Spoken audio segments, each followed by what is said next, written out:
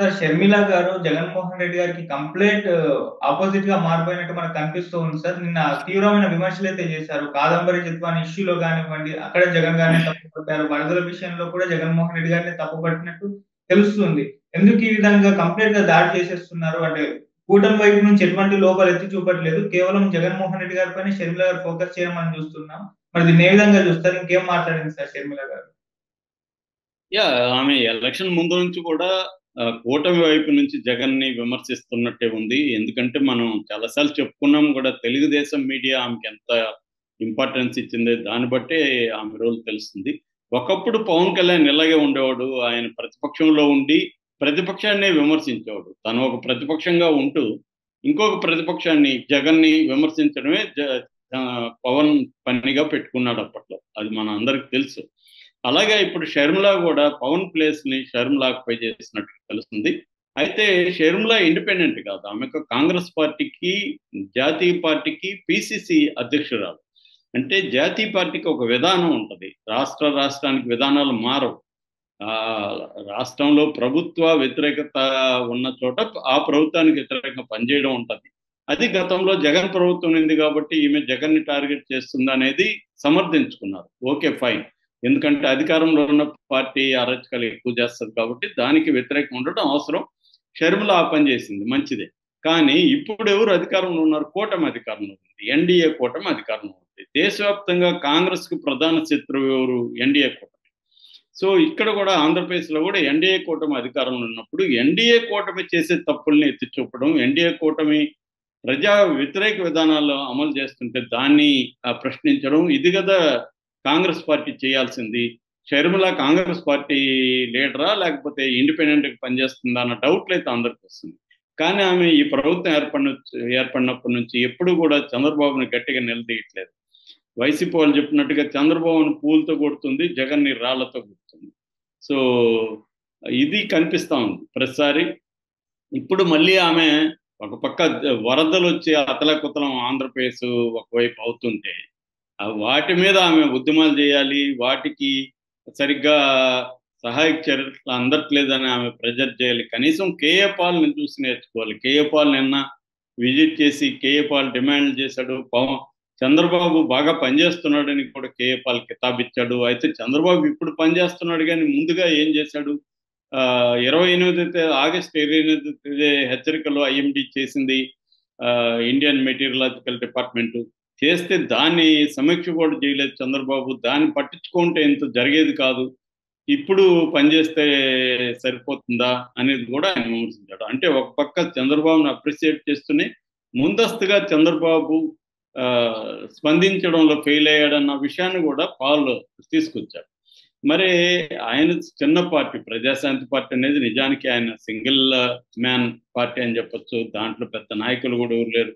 ఆయనే అలా మాట్లాడుతుంటే ప్రజల పక్షాన్ని నిలబడి, ఈమె ప్రజల పక్షాన్ని నిలబడి వరదల్లో చిక్కుకుపోయిన 3 లక్షల మంది వాళ్ళ వైపు నిలబడి మాట్లాడాల్సింది పోయి నిన్న కడపలో ప్రెస్ మీట్ పెట్టి జగన్ని తిడుతుంది. ఇప్పుడు కొత్తగా అసలు అందరూ మర్చిపోయారు. ఈవెన్ తెలుగుదేశం మీడియా కూడా ఈ కాదంబరి జత్వాన్ని ఇష్యూ అనేది పక్కన పెట్టేసింది. ఎందుకంటే ఇప్పుడు అత్యవసర పరిస్థితి అక్కడ ప్రజలు, లక్షలాది ప్రజలు ఇబ్బంది పడుతుంటే కాదంబరి ఇష్యూనా ఇప్పుడు ఎమర్జెన్సీ నాదేమన్నా? అది ఎప్పుడో అయిపోయింది. కోర్టులలోనే ఉంది కేసు. దాన్ని ఇప్పుడు ఎంక్వైరీలు చేసి మాత్రం ఎవరేం చేస్తారు? కోర్టులో ఉంది. పోలీసులు ఆమెను తీసుకొచ్చి కోర్టులో ప్రవేశపెడితే కోర్టు శిక్ష వేసింది ఆమెకి. జైలు శిక్ష వేసింది. శిక్ష అంటే శిక్ష కాదు, జైల్లో పెట్టమని రిమాండ్కి తరలించింది. దాని తర్వాత ఏం జరిగింది? దాంట్లో అక్రమాలు ఏమన్నా జరిగింటే ఆల్రెడీ చంద్రబాబు స్రవంతి రాయ్ అనే ఒక ఏఎస్పీ దీని మీద కమిటీ వేశారు. కమిటీ నిర్ణయాలు విచారణ జరిపి దాన్ని సబ్మిట్ చేస్తుంది. దాన్ని బేస్ చేసుకుని చంద్రబాబు ఐఏఎస్ ఆఫీసర్లు, ఐపీఎస్ ఆఫీసర్లు ఎవరు ఇన్వాల్వ్ ఉన్నారో వాళ్ళ మీద చర్యలు తీసుకుంటారు శాఖపరంగా. ఒకవేళ ఇంకా ఏదన్నా ఉంటే, జగన్ రోల్ ఉంటే కూడా జగన్ మీద కేసులు పెడతారు. లీగల్గా ఏం జరగాలో జరుగుతుంది. ఇది ప్రాసెస్ నడుస్తుంటే ఇది ఇప్పుడు ఇంపార్టెంట్ అన్నట్టుగా ఈమె జగన్ మీదనే పడి నేనంతా కూడా జగన్ మీద ఏడుస్తుంది. అంటే ఈ జత్వాని ఆమె ఒక మహిళా డాక్టరు, ఆమెకు అన్యాయం జరిగింది.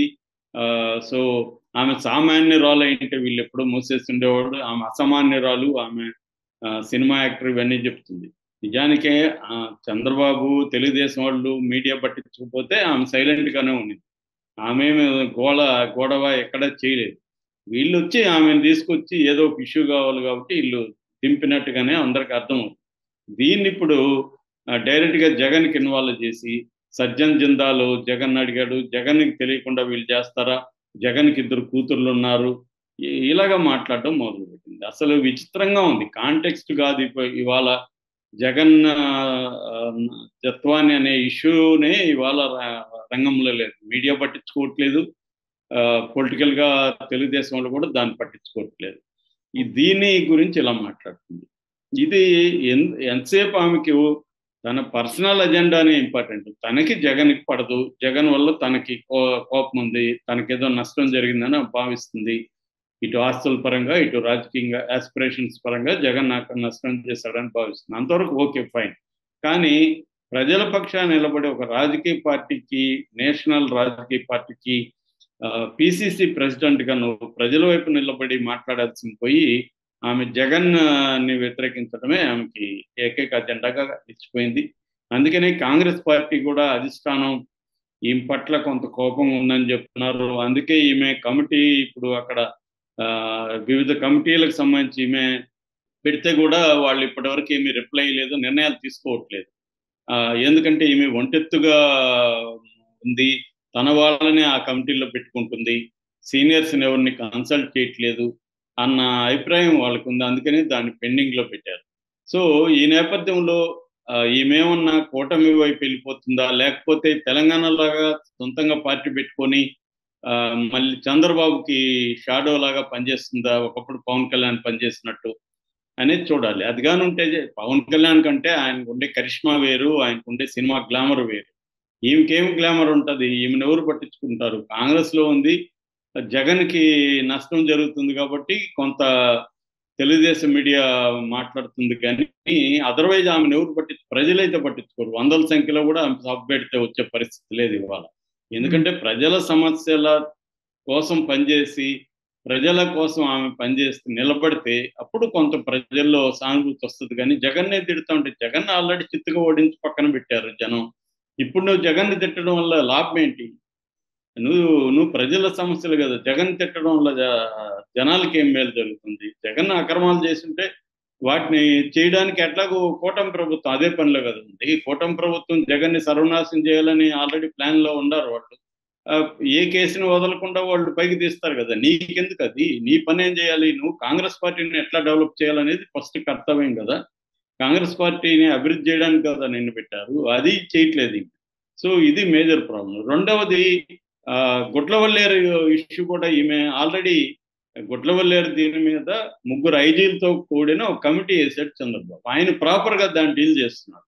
కెమెరా లేదని లోకేష్ చెప్పినా కూడా చంద్రబాబు మాత్రం సిస్టమేటిక్గా వెళ్తున్నాడు. గుడ్లవల్లేరు జరిగింది, విద్యార్థులు కంప్లైంట్ ఇచ్చారు, సో ప్రిన్సిపాల్ అక్కడ కొంతమందిని సస్పెండ్ చేశారు. ఆ కాలేజీకి సంబంధించి నిజంగా కెమెరాలు ఉన్నాయో లేవు అనేది సిస్టమేటిక్గా పూణే నుంచి సీడాక్ వచ్చాడు. కంప్యూటర్కి సంబంధించిన సెట్ అనే ఇంకొక సంస్థ వచ్చింది. 3 ఐజీల బృందం అక్కడ పనిచేస్తుంది. తరవుగా చెక్ చేస్తున్నారు, విచారణ జరుపుతున్నారు. ఈ రోజు కూడా ఆంధ్రజ్యోతి ఒక పెద్ద కథనం రాసింది. ఇవన్నీ చేస్తుంటే ఈమె అక్కడ పోయి విచారణ చేసినట్టు ఈమె దాన్ని కూడా క్లీన్ చిట్ ఇస్తా ఉంది. అక్కడేం కెమెరాలు లేవంట. ఈమె చూసిందా కెమెరాలు లేవా ఉన్నాయనేది ఆ కమిటీ ఇంకా చెప్పలేదు, రిపోర్ట్ ఇవ్వలేదు. కానీ కెమెరాలు లేకపోతే అసలు ఈ విషయాల్లో బయటకు ఎందుకు వచ్చాయి అనేది కూడా మాట్లాడాలి కదా. కెమెరాలు ఉన్నాయా లేదనేది వేరే విషయం. వీడియోలు అయితే కొన్ని బయటకు వచ్చాయి అనేది వాస్తవం అని జ్యోతి కూడా రాసింది. ఈ మాత్రం క్లీన్ చిట్ ఇచ్చేస్తుంది.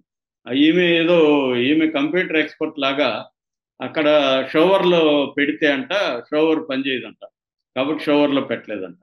ఈమె చూసిందా వెళ్ళి? ఈమెమన్నా ఎక్స్పర్టా? ఈమె ఎలక్ట్రానిక్ డిటెక్టర్స్ పెట్టి ఏమన్నా చెక్ చేసిందా?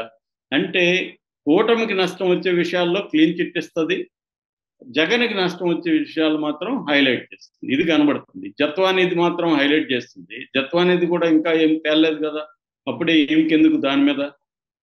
ఇది కూడా ఇంకా తేలలేదు కదా, ఇదెందుకు ఆమె మాట్లాడుతుంది? విద్యార్థుల వైపు కదా ఆలోచించాలి. విద్యార్థులు వచ్చిందా లేదా సమస్య కాదు, వచ్చిందని వాళ్ళు నమ్ముతున్నారు విద్యార్థులు. దానివల్ల వాళ్ళకుంటే సైకలాజికల్ ట్రామా ఉంటది. వాళ్ళు చదువుల మీద ఫోకస్ చేయలేరు.